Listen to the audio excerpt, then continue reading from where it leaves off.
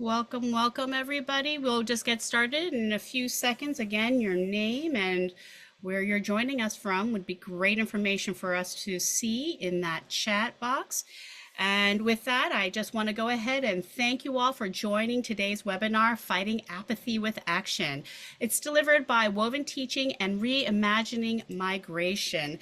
My name is Esther Herr, and I work with Woven Teaching. I'm located in Chicago, Illinois. And I continue to have the very good fortune of working with Woven Teaching as a facilitator and curriculum writer, and working alongside important organizations like Reimagining Migration. I want to recognize two other people from the Woven family. First is Nina Grach, the Director of Human Rights Education Strategy at Woven Foundation, and Nikki Bambauer, who leads Woven Teaching's curricular work. As you probably already figured out, she will take on the role of tech support, which also includes dropping various links in the chat throughout the session. We are also joined today by Misha Lambell of Reimagining Migration. Misha?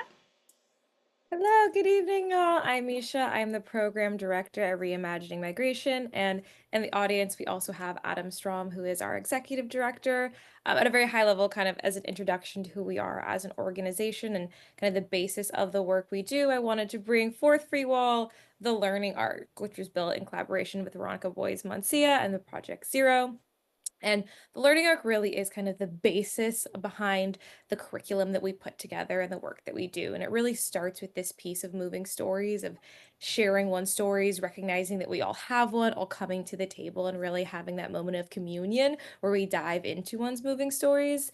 Then to be in this place where we're understanding migration, especially now, and really flushing through what it means to know the life before migration, the journey, and the forms of adjustment, and what that looks like for different people, and recognizing that everyone's story is not a monolith. And so part of the moving stories is recognizing your own story, sharing it. Part of understanding migration is really knowing and naming the other.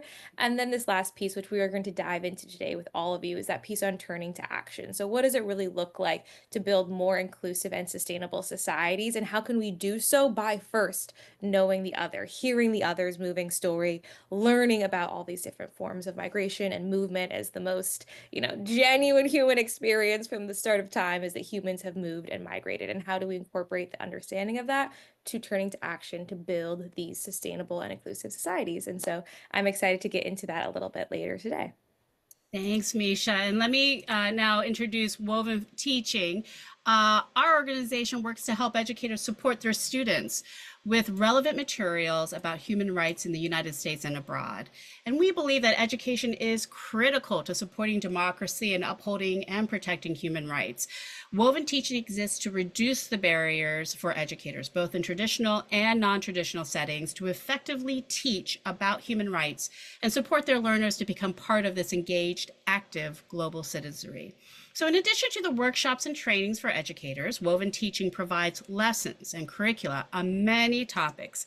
And that includes, gotta do that. And that includes the Universal Declaration of Human Rights, Professor Gregory Stanton's 10 Stages of Genocide, and historical and contemporary human rights issues. It's a core part of our mission that our materials and workshops are always free. So please check out our lessons, our primary source documents, and other resources on our website. Just for you to know, we are also working on translating our resources into French and Spanish. In general, we hope to stay connected and support you in your school or classroom. And so that's who we are at Woven Teaching. So let's talk about what we're going to be doing in this webinar. I think it's very clear that we are living and working during a period of rapid change and upheaval here in the United States and elsewhere around the world. I don't think I'm alone when I say that we are witnessing the state of our US democracy being fundamentally challenged, and it's really quite difficult to get a handle on this situation. So our goal today is to highlight and provide educators with the resources needed to support their students in taking action to uphold inclusive democratic values and protecting those around them. So this is our outline for today. As you can see, the first part, I'll be presenting Woven Teaching's newest curriculum, Defending Democracy, and will lead you in one of the lessons focusing on art to respond to hateful signs and symbols. Misha will then take it from there and to teach about civic agency in a world on the move, and then we'll provide resources to support your students in being community leaders. We'll close with a Q&A, next steps, and then throughout the webinar, please feel free to type your questions in the Q&A section, and we will do our best to get to them. All right, so let's go ahead and start with that first part with woven teaching. And I like to start and set the stage with this particular quote from cultural theorist and critic Raymond Williams. To be truly radical is to make hope possible rather than despair convincing. So as a simple exercise, I'm going to ask you to identify one word or a two-word phrase in this quote. Put that in the chat, but also briefly share why you picked that word or phrase. So again, pick a word or a two-word phrase and explain why you picked that word or phrase very briefly. Let's spend about 60 seconds putting that together just for the sake of time.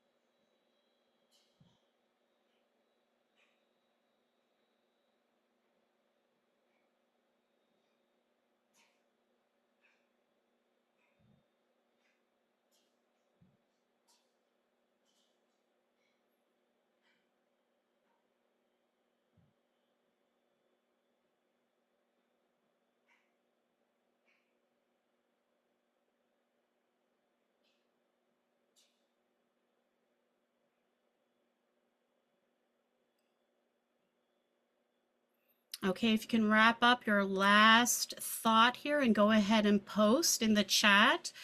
And go ahead and also read other folks. Thanks, Gretchen, for starting us off.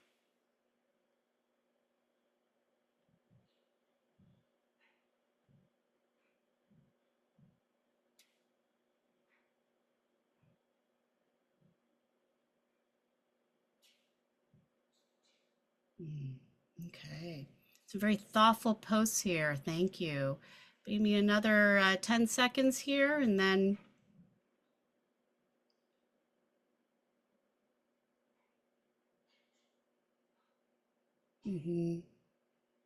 Thank you for that. So just for me to read just a few random ones, I'll just read Gretchen's because that's the first one. Make hope possible gives an opportunity to participate in change for the better. And I'm going to skip to the last one I see here from Lynn. Radical and hopeful in a critical time, only radical action might bring hope. And it's an interesting exercise in terms of what we mean by radical, as Adam and Maria have also highlighted. And so I think this is a really timely quote for a variety of reasons. For me, I see and connect to a lot of the posts that you have here. It is easy to despair. We are constantly barraged with news of the challenges that are of our constitutional and human rights, and the doom scrolling that can lead us to just throw our hands up and say, I give up. This problem is huge and it's coming at me at this rate that is overwhelming me. But as you all know, democracy, or rather, as you all know, when we think about this and allow this to be our thinking, it can lead to resignation and apathy and indifference. And that obviously does not protect our democracy and each other. So if we believe in democracy and our rights, what we need is to make hope possible. And it's not just recognizing that the system is broken. It's also about offering a vision of what could be and taking action and encouraging others to take action. And it's about instilling hope in order to persevere. So we can help cultivate this hope by explaining in concrete ways how people and institutions can tackle intolerant autocratic behaviors, practices, and policies. And one way that we can do that is this terrific book written by famed and well-respected historian Timothy Snyder entitled On Tyranny. Now, he wrote this following the 2016 elections, and it contains 20 small actions that people can take to resist authoritarianism. This book provided the framework for the lessons of Woven Teaching's Defending Democracy curriculum, which identified 12 of Snyder's lessons and turned them into this curriculum of 15 lessons. This is for the secondary level classroom. Now, in addition to teaching students these small actions that they can take, the curriculum also offers inspirational examples from the global and historical struggles to protect democracy. Now, our goal was to offer this curriculum as a way of turning despair into informed action. We created this resource because our hope is to give students the information and opportunities to engage them in small actions that they can take to effect change. So let's zero in on one of Snyder's lessons, which simply starts like this. Take responsibility for the face of the world. The symbols of today enable the reality of tomorrow. Notice the swastika and other signs of hate. Do not look away and do not get used to them. Remove them yourself and set an example for others to do so. So let's take a look at a lesson plan in our curriculum entitled Defending Democracy again, that unpacks this idea. So what you see here are two separate screenshots. On the left is a screenshot of the first page of lesson 9 in our curriculum, which is using that particular quote, that particular lesson. And as you can see, like all good kind of big pictures, we've got the description of the lesson, which essentially is an all-class brainstorm about signs and symbols, all-class review of artworks, I'll go into that later on, and then individual art projects. And we have the guiding questions and the learning objectives. What I also want to highlight is that we do include materials and Common Core standards and social justice standards. Under materials, you'll notice that we have Google Slide Deck, and we have that available for all of our lessons. So we are going to focus mostly on the second of 3 activities in this lesson, action through art. Now, just one quick note here. We are using art as a way to analyze that and create images to demonstrate comprehension. This is a pretty unique lesson compared to the other lessons, which ask students to respond to text-based documents. We just felt that it might be a really fun activity to do in this context here. So let's talk about this particular lesson. I want to go back to the quote here for a moment, because the first of the 3 activities in this lesson starts with considering the power of signs and symbols, with a specific focus on hate symbols, images that promote fear, hate, and division. Now, as you know, hate symbols like the swastika, or words that target groups such as quote unquote illegals, or God hates blank, these things have at least 2 goals. First is to strike fear in a community, those being specifically targeted, and certainly the larger community. And the second goal is to normalize this hate. Now, the impact is felt emotionally and socially. Those targeted are made to feel unsafe and unwelcomed. It can lead to stress and anxiety and trauma. And by extension, it increases this mistrust among neighbors and friends and damages cohesion within the community, and certainly can negatively impact the reputation of the neighborhood and town. That appears to appear that this hate is normal and tolerated. So what Snyder is asking us to do, urging us to do, is to do something. In this case, do not ignore it, do not normalize it. Here you can see him saying, do not look away, do not get used to them. Rather, remove them. Demonstrate that this does not have a place here. So by doing so, you are serving as a role model for others to do the same. And if that person can do it, for example, I can do that too.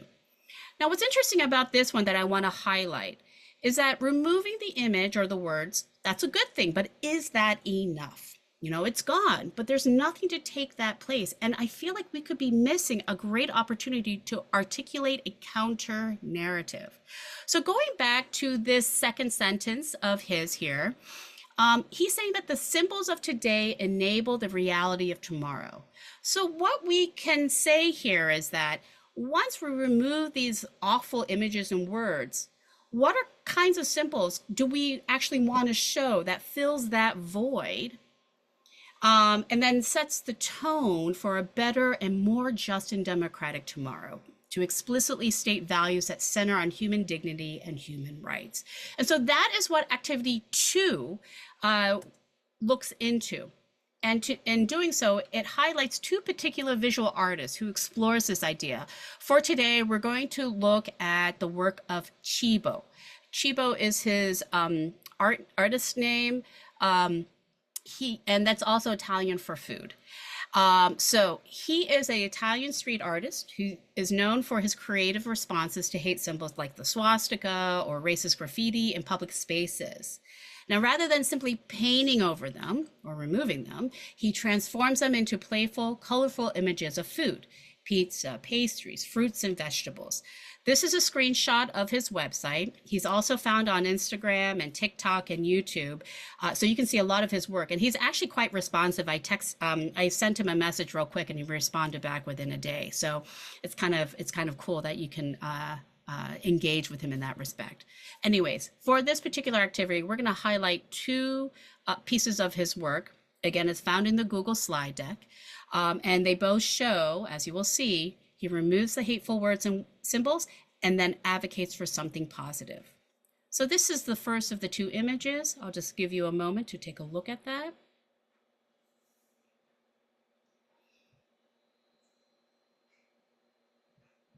So as you can see on the bottom, what's scrawled on there is Casa Pound, which is a neo-fascist organization.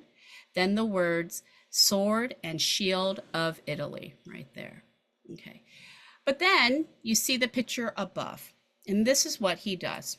He spray paints images of basil and mozzarella and tomato slices, and the words here translates into English as caprese, pride of Italy. Now, for those who are familiar with this dish, these elements are kind of the traditional food products of Italy, but the colors also represents Italy, and you can see that in the flag. So again, you see the graffiti on the bottom, and then his work on top of that. Let me show you the second image for a moment. Again, I'll pause for a few seconds. So as you see on the left, I'm assuming this is a clothing donation bin of some sort. We see the swastika there. On the right, you see his work. It is a passion fruit cut in half. And he has entitled this as Passion Fruit to Cover Up No Compassion Ideologies. It's a play on words. So again, the swastika on the left, and then the image on the right. Now, I'm going to ask Nikki to drop a PDF doc of just these two images. Again, reassuring you that you have all of it, but just for the purposes of our next activity, you're going to take a look at that. And please open that up for right now, because you'll get to see both images. What I'd like for us to do is let's have, I'm gonna ask 4 questions. And hopefully it'll work out in this way. Each group of people are going to answer one of these 4 questions, and we're going to divvy you up based on your birth month. So for the January through March people who were born in those months, I'd like for you to answer this question. Of the 2 images, which one caught your attention? And what was exciting or inspiring about it? Now, please type it in the chat, but do not hit return. I'll tell you when to hit return in just a moment. Now, for those who are April through June birthdays, your question is this. Based on one of these images, what questions come up for you? Or what do you imagine your students may ask? Okay, again, type that in the chat, but do not hit return until I ask you to. Question 3 gets a little bit thoughtful here. Given that Cibo chooses to paint over the same space as the hateful images and words, what could his deeper intention of his work be about? How could location matter in this case? Okay. And then question 4, Oh, I'm sorry. Question 3 is for the July through September people. So then question 4 is this: what new vantage point has his work given us about protecting democracy? I know that's a big question, but I'm a big fan of, writing in draft. There is no perfect answer. We're just kind of percolating and thinking. So please feel free to write in draft. Let me give you another minute to answer these questions, and then I'll cue you on your response when the time is right. And thank you, Nikki, for posting those questions in the chat with the birth months. And hopefully that'll work out. Hopefully we've got a nice spread.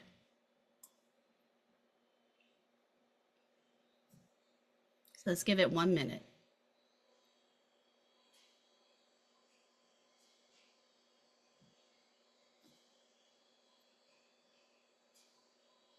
Okay, hold on, Lynn. Just wait until I let you know when it's time to answer, to post your question.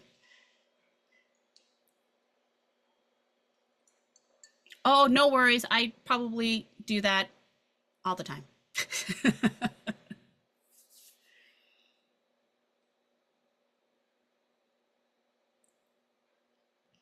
Maybe another 30 seconds again. Just, type in draft. No need for a perfect answer here.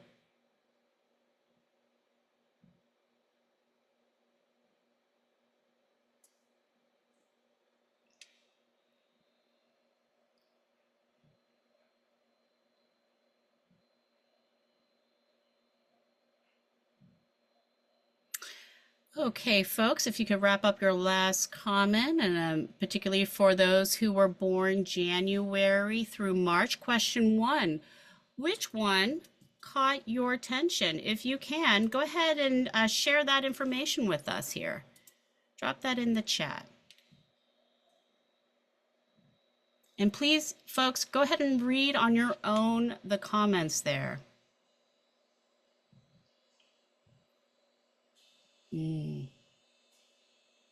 There's a lot of love for the passion fruit. Thank you for that. Let me just go ahead for the sake of time. Usually it'd be great to explore the comments there, but again, for the sake of time, I want to ask the April through June folks for question 2. What questions come up for you? Or maybe it may come up for your students. Aha, that's right, Gretchen. Thank you.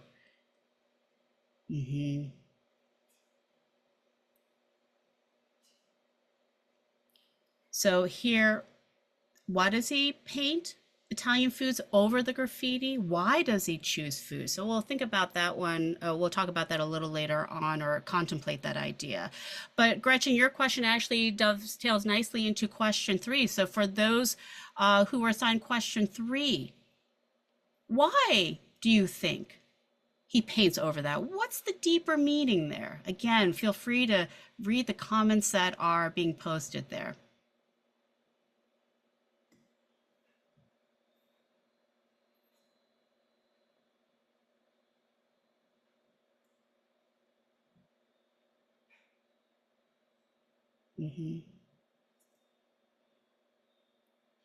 Okay, thank you for that. And so the last question, question 4, it's a big one here.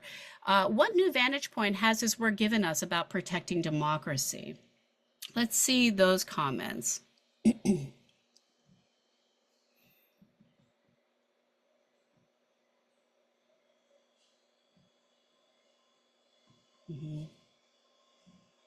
Thank you for that, Sarah. And Sarah, you may be the only birthday in that particular quarter, so that's special to you. Fantastic. I think shout out to October. Yep, you and my son. It's a good birthday month. Folks, thank you so much for that. So as you can see, these questions that come up are quite interesting and does make us think about, like, what is his deeper intention here? He wants to bring joy and color and life. But why those spaces? I think it's worth exploring that idea. You go back to that same space over and over again, and you can see some of those TikTok films. People will then scrawl over his images. Like they want to reassert their space. This is their property as far as they're concerned, right? But what does he do? He goes back again and redraws or draws something totally different to reclaim that space. So there's this tenacity of who owns this space. And I think it's a really powerful message. The tenacity, the perseverance, and the unwillingness to back down. I see questions here that have, does he have any fears for his safety while painting? Right. Yes, and Jan, you're right. The hate is hidden, the message is not heard. And only is it not heard, but it's asserting something about joy, about compassion, to play on his words there with the passion fruit. And I think, like I said before, I sent a message to him, and again he wrote within 24 hours. And even if he wrote in Italian, that's okay, because we all have translate app, so we could go in there. So how cool would it be if your students generated some questions for him to respond to? I think that would be a really interesting way of learning more about kind of his deeper commitment to this specific work. So check that out. Now, this is just the second activity. There is another artist. His work is really provocative. I think it's really an awesome thing to check out, but you'll have to look at that for another time, unfortunately. Activity 3, that is the third of the final. It invites students then to take signs and symbols that are either neutral or else have some sort of feel of division, like the signs that say no trespassing or do not enter. And it invites the students to try to create something positive or joyful or forward thinking using some form of art, whether it's sketching or painting, for example. So it's not only, again, removing the negative, but it's also repurposing the space into something that speaks to a more inclusive and humane future. So that is just one of these many activities that we have in our curriculum. And I hope they get you kind of excited about seeing how there can be opportunities for your students to see themselves as active agents. So thank you, everybody, for posting these things here. I know we can save the chat, so if you want to save some of people's comments, because again, we didn't have time to go through it, and just think about it, mull it over, consider that students may bring up the same things. That would be just a great way to consider how to do that. So folks, if you can, please go back to the chat. Nikki is going to drop the Defending Democracy PDF in there. Go ahead and save that on your computer or your cloud. And so with that, I want to go ahead and move us to the second half of our second part of our webinar. And I invite Misha to come on in. Thank you so much. And thank you for kind of taking us through this activity. I'm really excited to think about the ways in which this is an embodiment of what it means to be a person that exists in this space and shares it with others. And so if you could go to the next slide, or our first slide, it really asks the questions, what does it mean to be an active community member in a world on the move? And then next, how are we teaching young people the responsibilities and joys of being a community member? And I think that example that they just shared, really thinking about what it would look like to look at the spaces surrounding you and say, hey, how can we make these signs more welcoming? And perhaps even thinking about the signs that are saying exit or stay out, and trying to balance that with signs that are welcoming. How can we even add more signs in our school to say you are welcome here, this is a welcoming space, enter here, main office here. And so thinking about both combating signs of division and exclusion by kind of reimagining what those look like, and even taking them over as the example was that Esther just shared, but then also how we can add even more signs of welcome and what that really looks like, and the responsibilities we have to make our spaces feel like everyone belongs.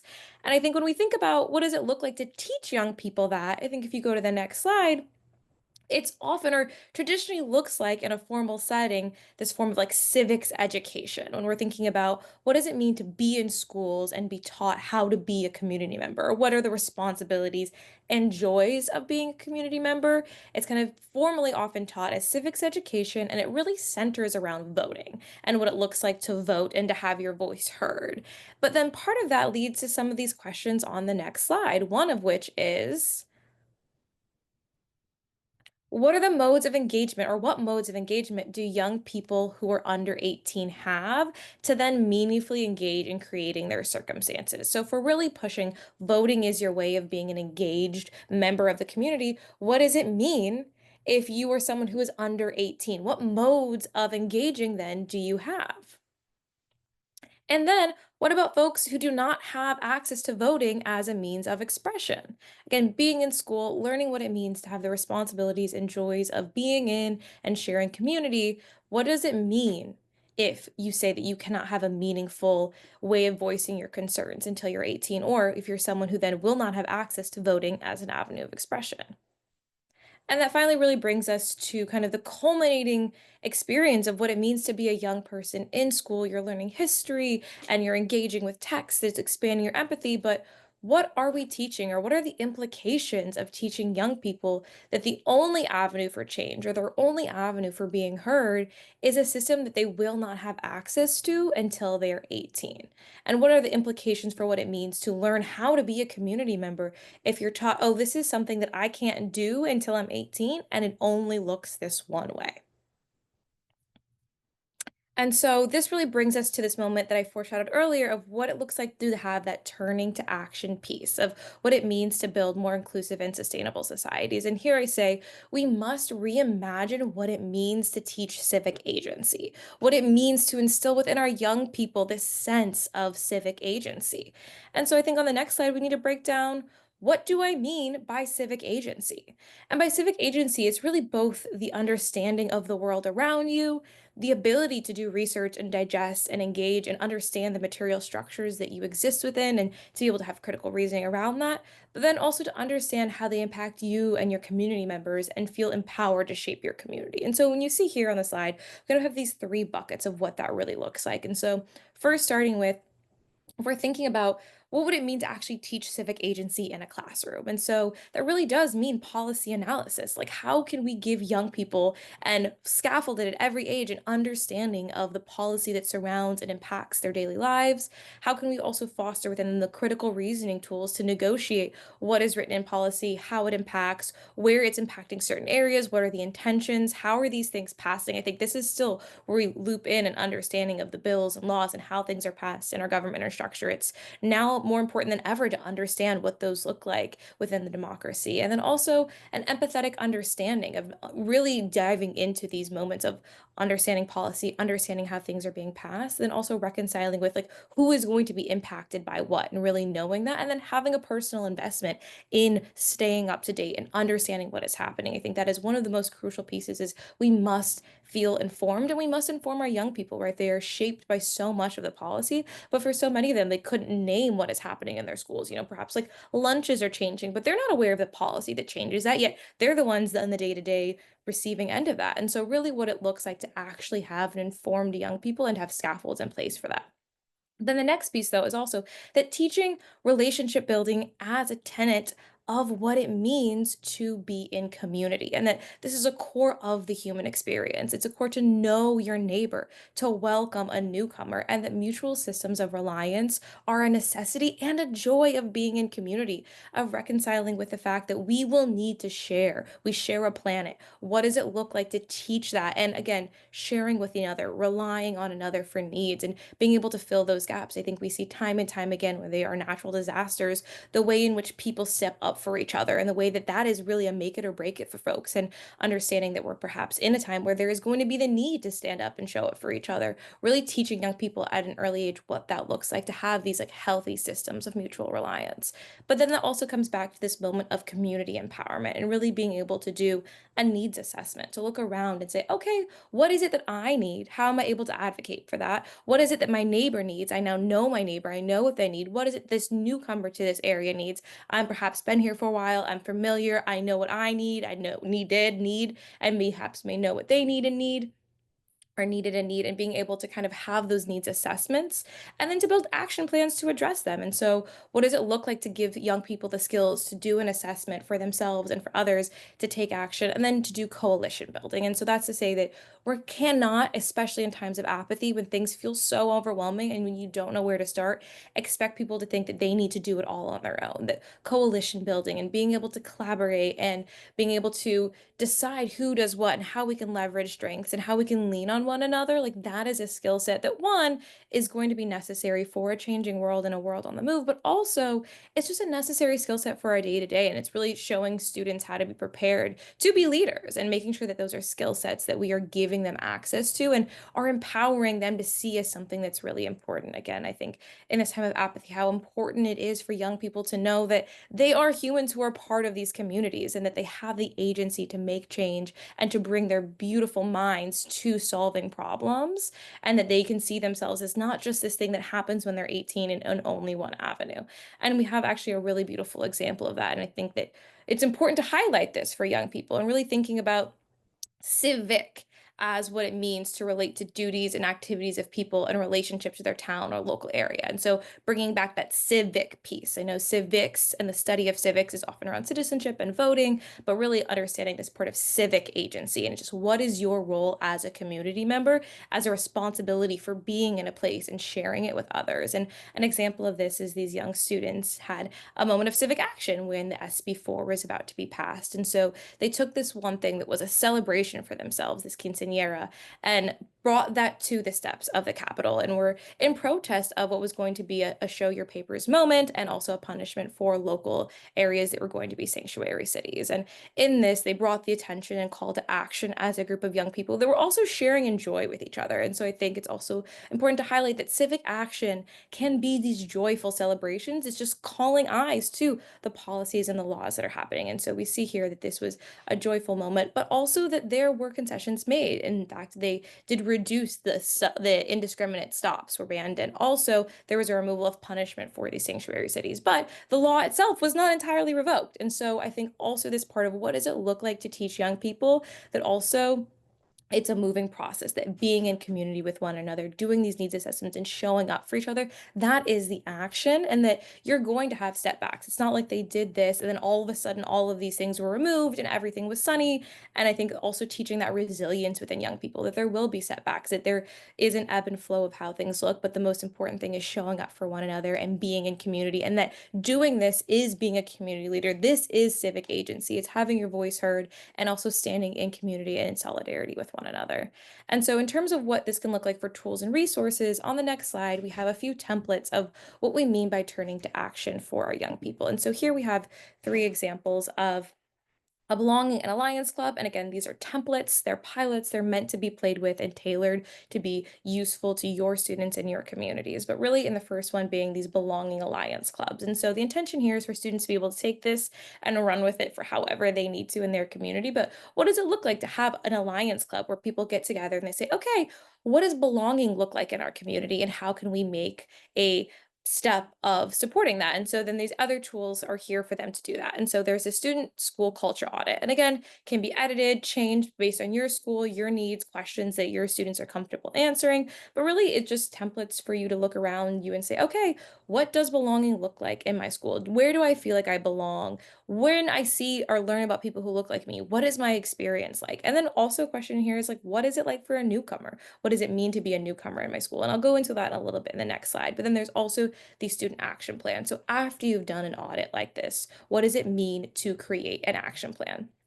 And so on the next page, there's just a little bit of example of what some of is in some of those documents. And so as we can see here on the left, two slides or these two columns are an example of what's in that student audit. And so on the left, it says, okay, adults and peers in my community, in my school, either often deny my participation, occasionally value it, often value it, or actively request your participation, or your insights and perspectives are questioned and rejected. Sometimes insights are respected, or they make an effort to seek out your insights and perspectives. And so, again, giving students a moment to just take a step back and say, okay, which feels more accurate to my experience within my classroom? And then also, do you feel like your school community supports each other with academics? Are you seeing peers share notes with each other? Are they studying together? Are they reminding each other about quizzes and tests? Like, are you creating an environment where students are really feeling like their peers are looking out for their best interest? What about in social spaces, like in the cafeteria? Does it feel like students are saving seats for each other? And again, these are things that young people are always navigating, and they look different, but it gives students a space to kind of also guide and say, hey, this is what it should look like. And I think I can speak from my own perspective. You don't know those things sometimes when you're a kid. You don't know what it would look like to be in a space where everyone feels like they truly belong. But some of these questions help them flush through what that might look like for them.